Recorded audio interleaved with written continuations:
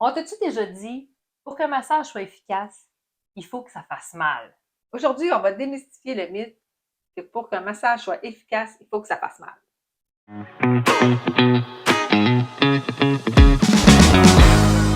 Je m'appelle Valérie. Je m'appelle Amélie. On est les fondatrices du site web de prise de rendez-vous en ligne Massage Massage.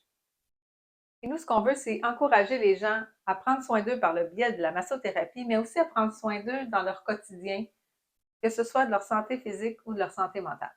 Quand on va se faire masser, la douleur qu'on va ressentir lors du massage, c'est vraiment pas signe de l'efficacité du massage.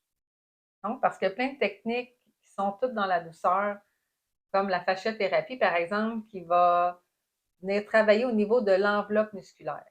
Ça va être des mouvements très doux, mais d'une très grande efficacité. Puis chaque personne aussi a son niveau de tolérance. Donc, il y a des gens qui vont tolérer beaucoup plus la douleur, puis d'autres moins. Comme moi, je suis une personne qui tolère vraiment pas la douleur beaucoup. Fait que quand que je vais me faire masser, c'est sûr qu'il faut que j'avertisse la massothérapeute comme quoi j'ai un taux de tolérance vraiment moins élevé. Puis souvent, il faut que je lui dise, mais là, c'est trop fort, il faudrait y aller un peu moins fort parce que je déteste ressentir la douleur. Et puis, le massage est tout aussi efficace.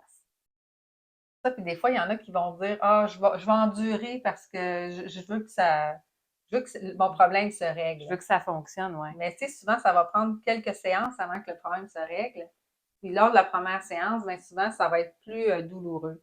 Mais ça ne veut pas dire que ça ne sera pas efficace si on appuie un peu moins fort parce que le muscle va être capable de plus se détendre. Puis ça va être plus facile même pour la massothérapeute là, de travailler.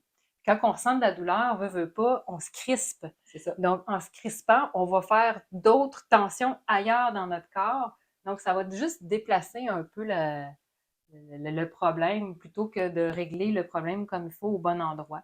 En y allant plus doucement, ça va offrir une meilleure façon au corps de se réparer, de se régénérer. C'est ça. Puis, tu sais, si ça veut pas quand on a mal, mais c'est sûr que ça vient faire augmenter notre niveau de stress. Fait que si on est capable, tu sais, de se dire, bon, OK, ça va, c'est de défaire dans notre tête le mythe que pour que ce soit efficace, il faut que ce soit douloureux, mais de respecter que le massothérapeute masse peut-être un peu moins fort, puis de se dire, regarde, ça permet à tout mon corps de se De détendre, puis de relaxer. relaxer aussi. Donc, ça devient quelque chose de complet. Mhm.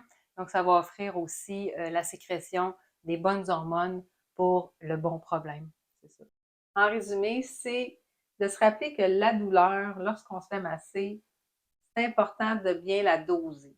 C'est sûr que ça peut faire mal un petit peu, mais disons que sur une échelle de 1 à 10, 10 c'est insupportable, puis qu'on est à 9, 10 durant le massage, ben c'est pas supposé. T'sais, si on est à 6, 7 gros maximum, ben là, on est capable de se détendre, puis de faire profiter à tout notre corps du massage. Puis ça va être autant efficace ça, sur la grosse tension qu'on avait à déloger de là. Si tu as aimé la vidéo, on t'invite à cliquer j'aime et à le partager. Écris-nous des commentaires sur toi, c'est quoi ta tolérance par rapport à la massothérapie. Ça fait toujours plaisir de vous lire. Et si tu as envie de vraiment savoir de quel massage tu as besoin, nous, on a créé un quiz expressément pour ça.